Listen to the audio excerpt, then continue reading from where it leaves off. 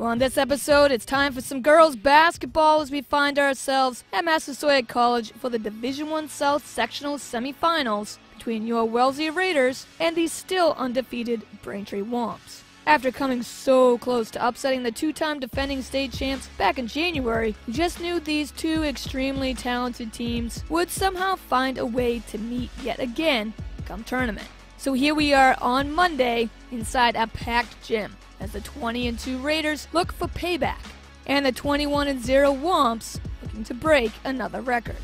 Opening quarter, both teams struggle in the first 3 minutes before a point is finally scored, which is honestly no surprise when you have arguably the two best defenses collide here on the court.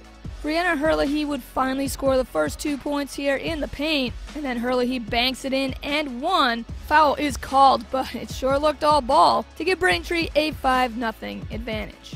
Wellesley, meanwhile, having an extremely tough time getting the ball inside, finally do here on this play as Dorian Cohen fakes it, drives baseline, and banks it through. Wellesley's down 5-2. But those first quarter struggles would continue for Wellesley as Womps take an 11-2 lead out of that opening quarter. Behind a layup by Jenna Roach and a tray here by Keela Dixon, Womps' lead is getting bigger by the moment, as the rim unfortunately continues to not be kind to the Raiders. But Dorian Cohen is key in this first half as Cohen is able to get inside the paint again for some much needed points here in this second quarter.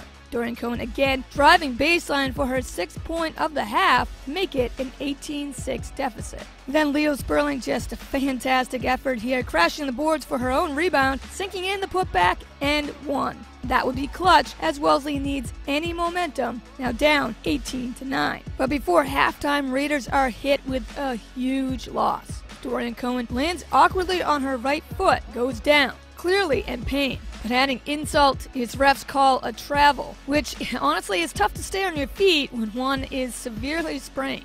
Just a huge hit to this team now as we head into halftime.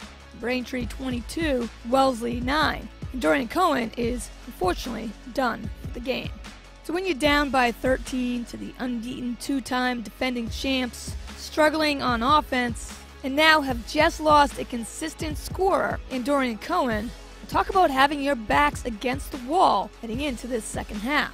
But with the possibility of these being the very last 2 quarters to an outstanding season only few can dream about, how about instead leave it all on the court and try and make one epic comeback? Hey, with these players, why not? So with one of their sisters down injured, these band of sisters played the game of their life the rest of the way. In a truly inspiring third quarter, Emma Ivy, Emily Cronin, and Kelsey Zarl helped get things started, scoring 6 quick points. And you can already feel the atmosphere in this packed gym start to change. Caroline Sullivan, with the turnaround J, sinks it in. The Raider deficit is now 26-17. And it's back to a single-digit Braintree lead here. Kelsey Zarl then swings it out to Leo Sperling, who steps back and drains it from downtown as the Raider bench erupts. Will the Womps somehow get yet another shot to roll in? Caroline Sullivan again with a turnaround J, and this time goes glass and banks in another key shot. Now down 30-22, defense comes through as Leo Sperling takes it away from Brianna Herlihy, and running down the court, Sperling sinks in the fast break layup as Wellesley is now down 30-24.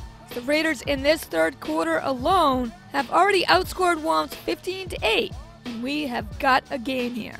Caroline Sullivan filling in for Dorian Cohen has just been solid in this third, knocking down shots, and then with a great defense, forcing a jump ball here and giving Raiders back the possession.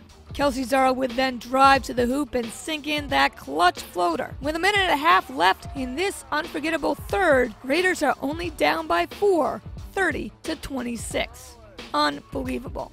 But before the end of this third, you can say what you want, but as the Oscar for Best Acting in a Flop goes to Allison Dillon here, the supporting actor goes to the refs as they fall for it. The offensive foul is called on Caroline Sullivan. Not done yet though, as Braintree gets another call to go their way. Emily Cronin here driving to the basket gets called for the offensive foul, even though Keela Dixon clearly never stopped moving her feet. Just a couple tough calls to take here as both stops could have been more points for Wellesley.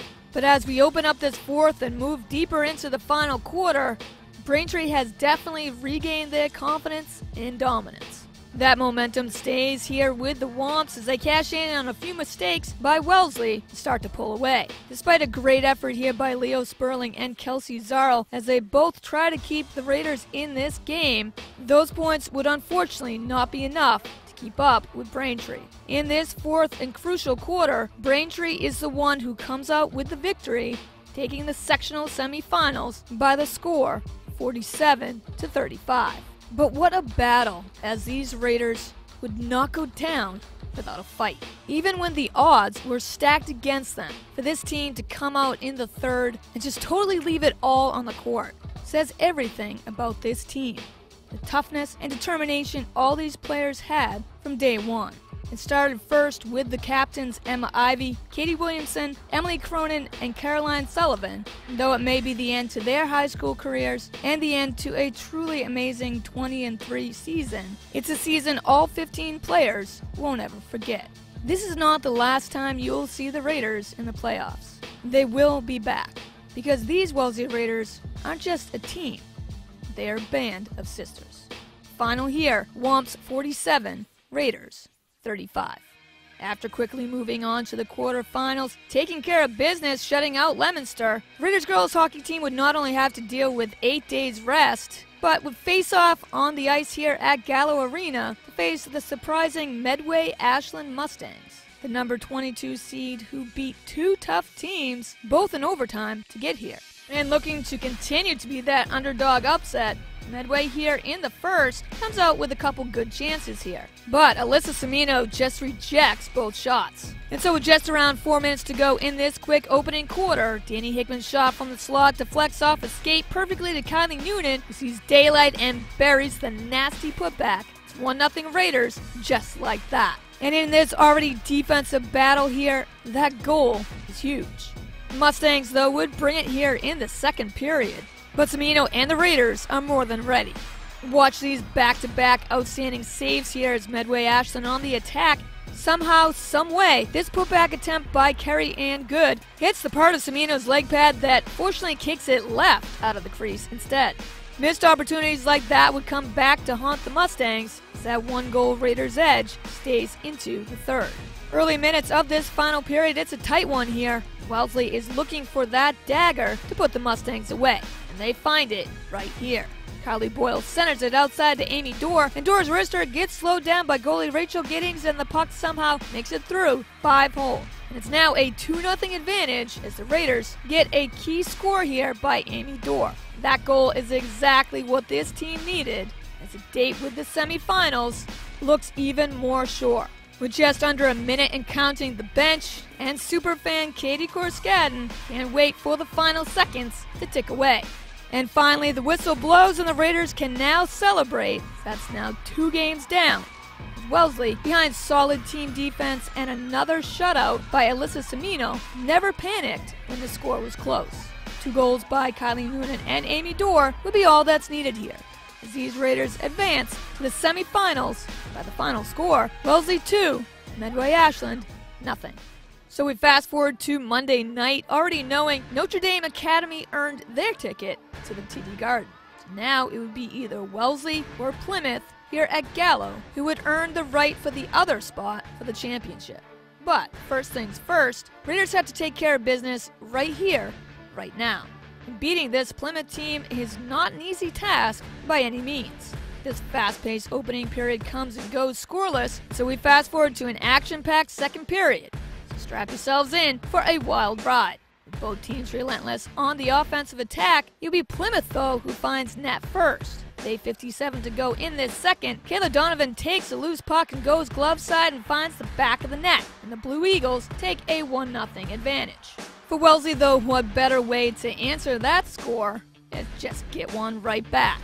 How about 35 seconds later? Carly Boyle in the face-off circle sets and around 2 defenders buries the wrister top shelf. How about that equalizer? That Blue Eagles 1-goal advantage quickly disappears with 1 shot.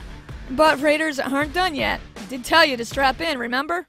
50 seconds tick away, and Sophie Vernon along the board centers it ahead to Kylie Noonan. And Noonan in the slot with the wrister, you guessed it, goes top shelf For the first time in the game, Wellesley has the lead, with 2 goals scored unanswered in less than 2 minutes.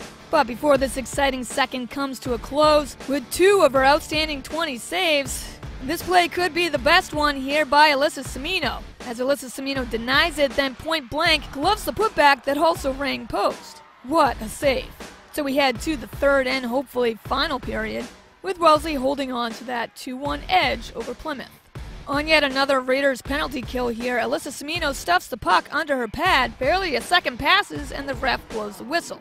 Which, no problem, that's what you do when a goalie is sitting on the puck. So we're clear, right?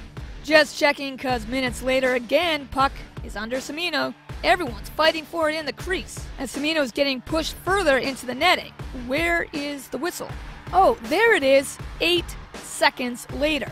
As this play that should have been blown dead by the refs is now a game-tying score for the Blue Eagles instead. This is the semifinals. What is it going to be? A whistle after barely a second, or 8 longest seconds of your life?